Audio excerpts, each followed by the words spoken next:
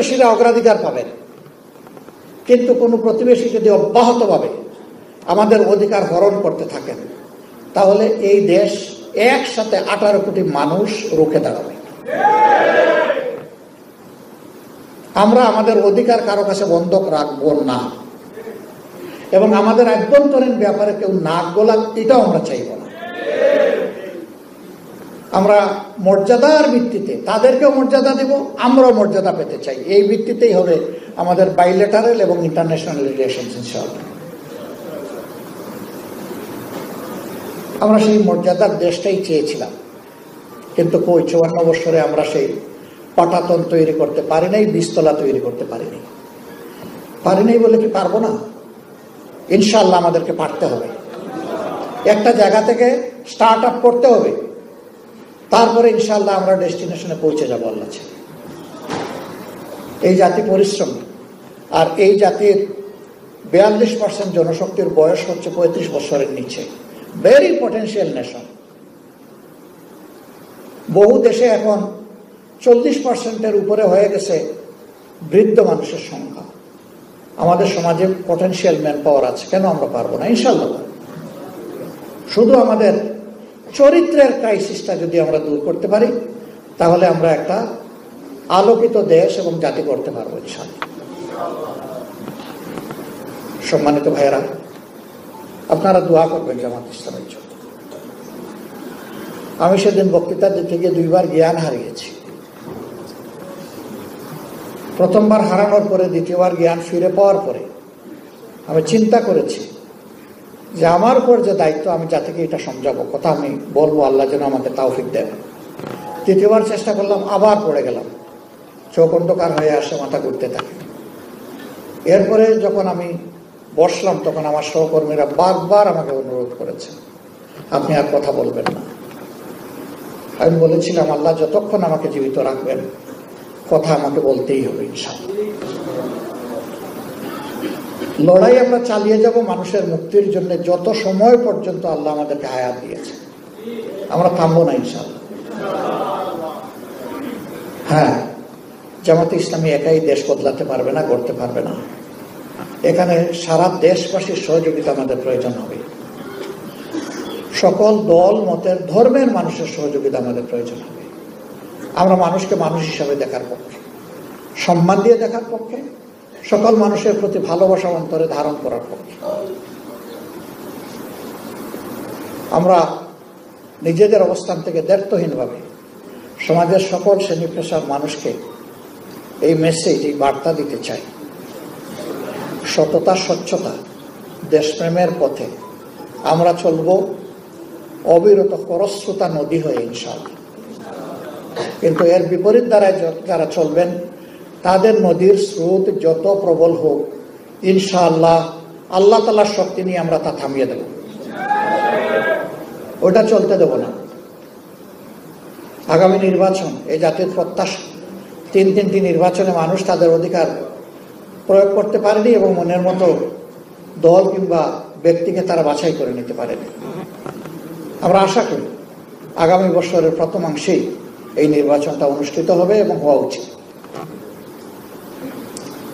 এর সাথে আমরা এটাও বলেছি যে যদি প্রয়োজনীয় বেসিক সংস্কারগুলো করা না হয়, আর যদি আগের মতোই নির্বাচন হয়, এই নির্বাচন জাতির জন্য আরেকটা দুঃখ এবং বেদনার কারণ হবে। আমরা এটা দেখতেও চাই না, আমরা এটা হতে দিতেও পারি না। এই জন্য প্রয়োজনীয় সংস্কার আর অপরাধীদের বিচার। আমরা জানি সব বিচার এই সময়ের ভিতরে শেষ করা সম্ভব নয়, কিন্তু বিচারের ক্ষেত্রে আমরা সরকার এবং বিচার বিভাগের আন্তরিকতাটা দেখতে চাই। আমরা দৃশ্যমান কিছু দেখতে চাই, 2-4টা হলেও শীর্ষ অপরাধীদের শাস্তির ব্যাপারটা আমরা দেখতে চাই। এরপরে এই ধারা চলমান থাকবে। যারা পরবর্তী পর্যায়ে দেশের শাসন ক্ষমতায় আসবেন, তাদের নৈতিক দায়িত্ব হবে এই বিচারকে চালিয়ে নেওয়া এবং এটাকে সমাপ্তির দিকে নেওয়া। যদি কেউ ধানাই পানাই করেন, মনে রাখবেন যুবকরা রাস্তা চিনে ফেলেছে। আগামীতে আমি করি আর আপনি করেন, ধানাই পানাই করলে এই যুবকরা আপনাকে আমাকে ছাড় দেবে না। যুবকরা মনে করতে পারে যে আপনি তো একটা বয়সে এসে গেছেন, আমাদের উপরে সব দিয়ে দিলেন, লড়াই কি আমরাই শুধু করব? না না, আমি সব সময় যুবক ভাইদেরকে বলি, আমি আসলেই তোমাদের ভাই এবং সহযোদ্ধা, তোমাদের সাথেই আছি ইনশাআল্লাহ। এবং সেই লড়াই আমি পিছনের কাতারে আস্তে আস্তে হাঁটবো না, তোমাদের হাতে হাত ধরে ইনশাআল্লাহ সামনেই থাকবো আল্লাহর সঙ্গে। এটা শুধু আমার অবস্থান নয়, এটা আমাদের দলের অবস্থান। সম্মানিত ভাইয়েরা, দেশের যুব সমাজ যখন জেগে থাকে, এই জাতি হারিয়ে যায় না, এই জাতি পথ খুঁজে পায়, মুক্তির পথ। আমরা আমাদের যুব সমাজকে নিয়ে খুবই আশাবাদী। আমরা এই যুব সমাজকে অন্তরের মধ্যে ভালোবাসা এবং শ্রদ্ধায় ধারণ করি। শ্রদ্ধা এই কারণে, এই জাতির মুক্তির লড়াই আমরাও করেছি, কিন্তু ফিনিশিং আমাদের হাতে হয়নি, হয়েছে আল্লাহ তাআলার মেহেরবানিতে ওদের হাতে। অতএব তারা এই শ্রদ্ধা পাবে এই জাতির কাছ থেকে, এটা তাদের পাওনা, আমরা দিয়েই যাবো, এটা যে যাই মনে করো।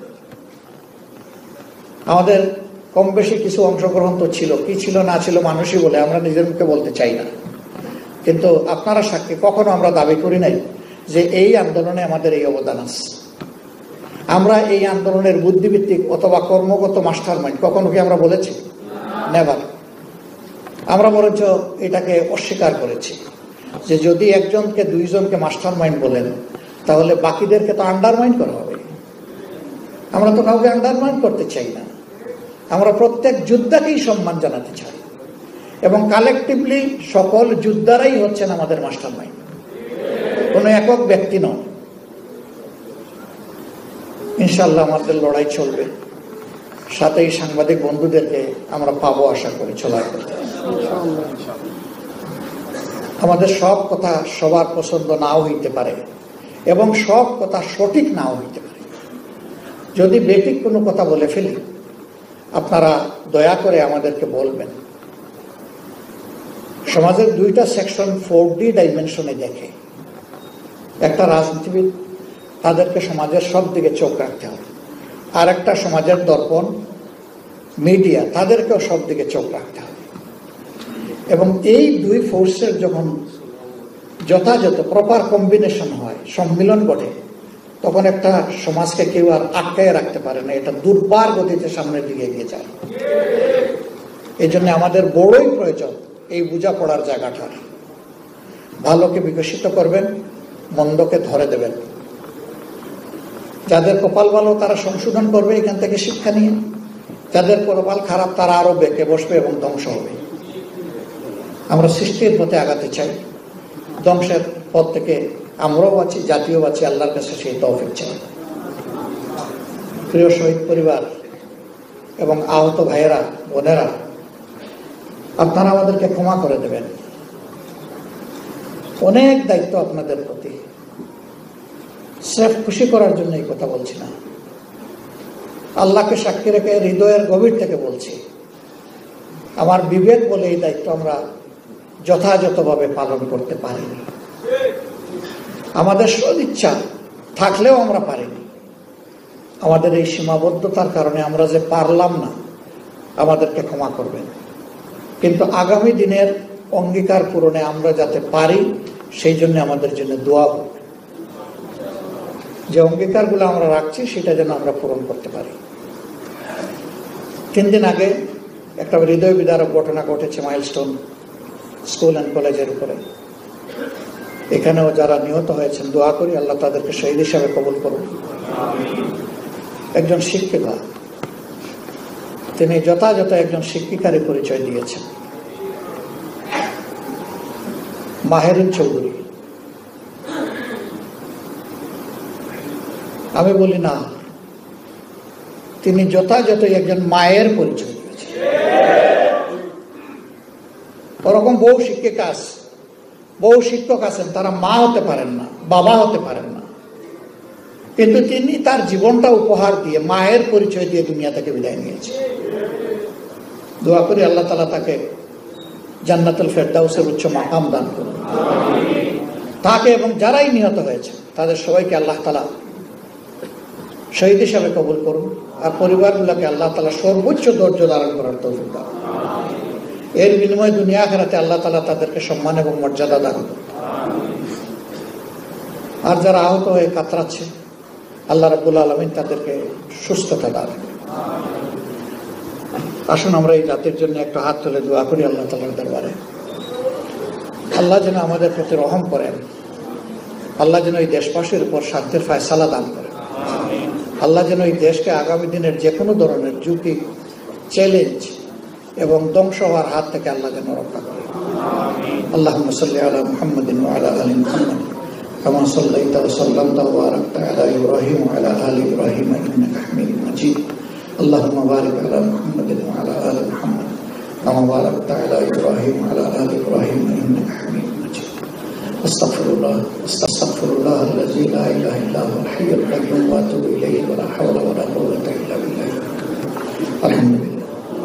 আলহামদুলিল্লাহি রাব্বিল আলামিন والصلاة والسلام على رسوله الكريم وعلى آله وصحبه وأهل بيته أجمعين.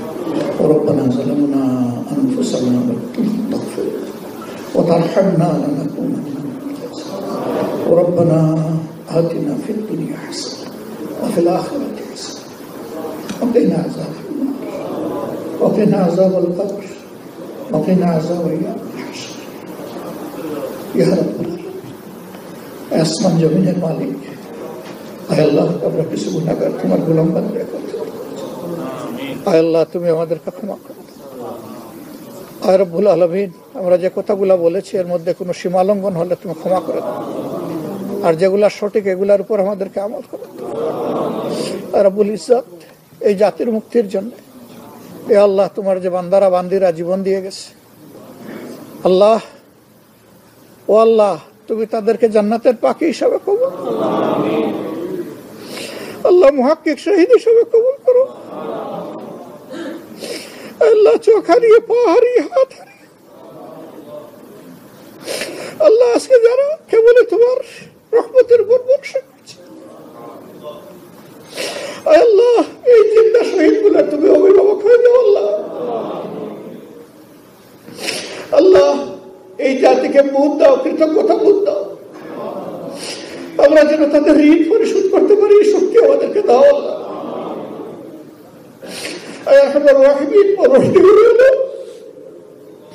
যে জাতির মধ্যে বীর সৃষ্টি হয় সেই জাতি বীরের জাতি হল না। আল্লাহ তুমি আমাদের মায়েদের গর্বে বেশি বেশি করে বীর পয়দা করে দাও।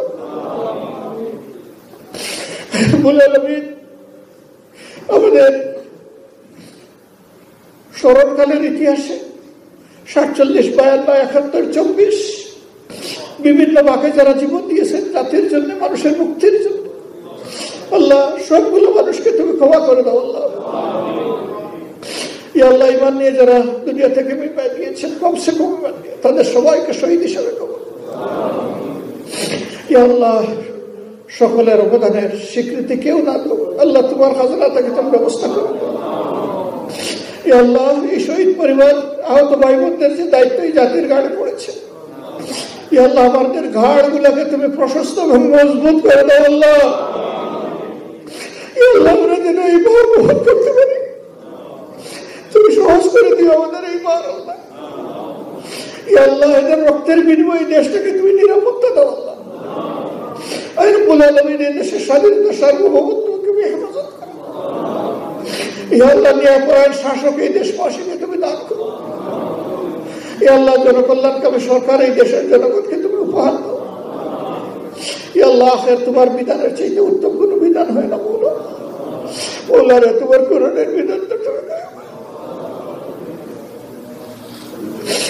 আল্লাহ আজকে যারা হাত তুলেছে আমি গভীরভাবে বিশ্বাস করি এর মধ্যে সবচেয়ে বড় গুনাহগার আমি। আল্লাহ আল্লাহ এই মজলিসে শহীদ পরিবারের সন্তানরা আছে, তোমার অনেক নেক বান্দাবান্দি আছে, যাদেরকে তোমার পছন্দ হয় তাদের উসিলায় আমাদের সবার দোয়া তুমি কবুল করো। আল্লাহ ربنا تقبل منا إنك أنت السميع العليم وتب علينا يا مولانا إنك أنت التواب الرحيم. سبحان ربك رب العزة عما يصفون وسلام على المرسلين والحمد لله رب العالمين.